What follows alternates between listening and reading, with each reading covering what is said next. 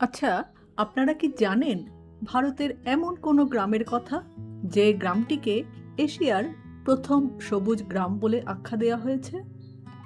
যে গ্রামটি আদপে একটি শিকারী গ্রাম থেকে কোনো এক অদৃশ্য জাদু বলে রূপান্তরিত হয় সবুজ গ্রামে।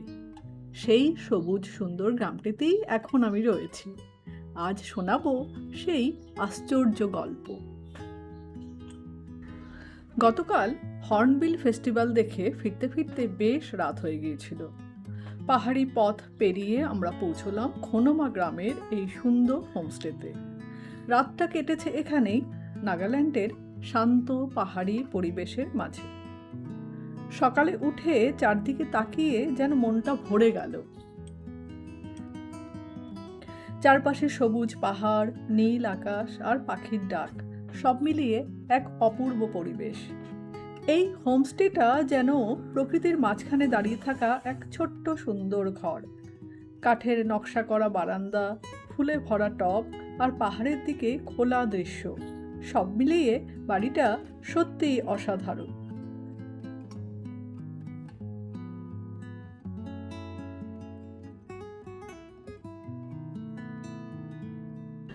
খানিকটা সময় হাতে থাকায় ব্রেকফাস্ট সেরে একটু হাঁটতে বেরোলাম। চারদিকে তাকালেই চোখে পড়ছে পাহাড়ের সবুজ ঢেউ, পরিষ্কার পাথরের রাস্তা আর সুন্দর সুন্দর সব বাড়ি। মনে হচ্ছে যেন প্রকৃতির কোলে লুকিয়ে থাকা এক শান্ত গ্রাম। কোহিমা থেকে প্রায় 20 কিলোমিটার দূরে এই খোনোমা গ্রাম মূলত আঙ্গামি নাগা জনগোষ্ঠীর বাসস্থান।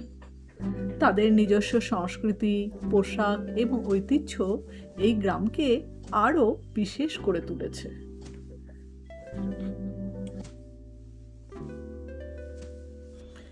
এরপর চেক আউটের সব কাজ সেরে আমরা আবার বেরিয়ে পড়লাম খোনোমা গ্রামের পথে। সামনে অপেক্ষা করছে এই ঐতিহাসিক গ্রামের আরও অনেক গল্প। এই গ্রামের ইতিহাস, সংস্কৃতি আর ঐতিহ্য ঠিকভাবে বোঝানোর জন্য আমাদের সঙ্গে ছিলেন একজন স্থানীয় guide. So welcome to Konoma Village. Konoma And, Village. Yeah, as you might have heard, this Konoma Village is the first green village in India. Okay. So green village here literally refers to our self-sustainable practices and our sustainable agricultural systems, also about the natural habitat and the wildlife that we conserve here. Okay. And this village is believed to be over 600 years old. স্থানীয় এই মানুষটি একে একে শোনাতে লাগলেন খোনোমা গ্রামের অতীতের নানা কাহিনী, কিভাবে এই গ্রাম প্রকৃতি সংরক্ষণ করেছে আর কিভাবে এখানকার মানুষ তাদের ঐতিহ্যকে আজও এত যত্ন করে ধরে রেখেছেন।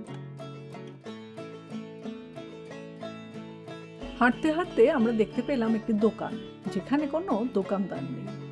এই ছোট্ট দোকানটিতে রয়েছে বিভিন্ন জিনিস আর তার দাম লেখা আছে এখানে। নির্দিষ্ট বাক্সে দাম রেখে আপনি জিনিস নিয়ে চলে যান। এখানে পুরো বিষয়টাই চলে বিশ্বাসের উপরে।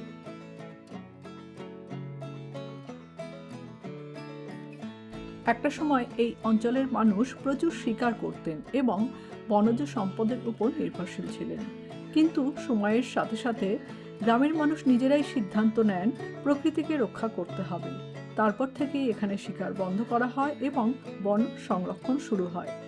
আঙ্গামিরা শিকার বন্ধ হওয়ায় বদলে ফেলেন তাদের জীবনযাত্রা। শিকারী গ্রাম থেকে বদলে যাওয়া খোনোমা এতটাই সুন্দর হয়ে ওঠে যে তাকে ভারতের প্রথম সবুজ গ্রামের স্বীকৃতি দেওয়া হয়।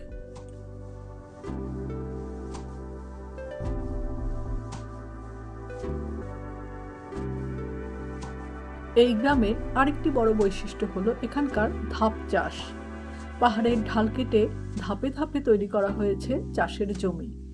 রসুন, আদা, লঙ্কার মতো নিত্য প্রয়োজনীয় সবজি এখানেই চাষ হয় এবং তা হয় জৈব পদ্ধতিতে। দূর থেকে দেখলে মনে হয় সবুজ সিঁড়ি উঠে গেছে পাহাড়ের গা বেয়ে।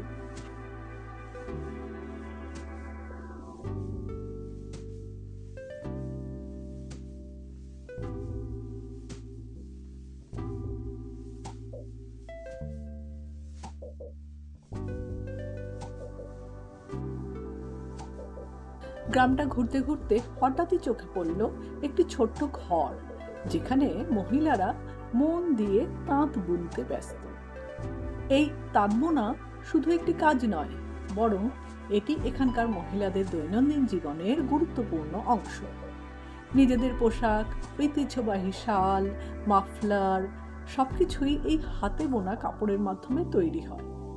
আধুনিকতার যুগেও এই প্রাচীন শিল্প এখনো বেঁচে আছে এই গ্রামের মানুষদের মাধ্যমে।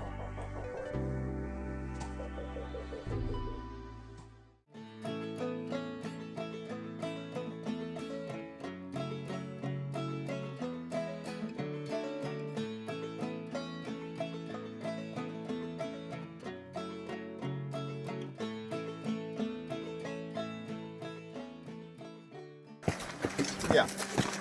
So we have another fort here. This is the second fort. Khonoma গ্রামের রয়েছে ব্রিটিশদের বিরুদ্ধে সংগ্রামের দীর্ঘ ইতিহাস।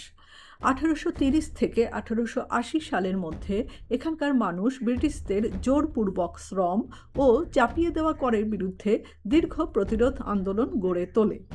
1879 সালে আঙ্গামি নাগা যোদ্ধা ও ব্রিটিশ বাহিনীর মধ্যে যে যুদ্ধ সংগঠিত হয় তা খোনোমা যুদ্ধ নামে পরিচিত।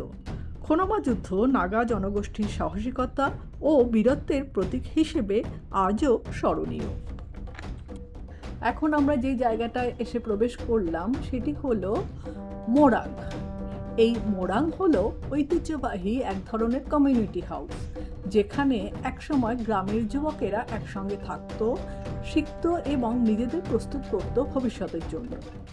শুধু থাকার জায়গা নয়, এই মোরাং ছিল শিক্ষা ও সংস্কৃতির কেন্দ্র।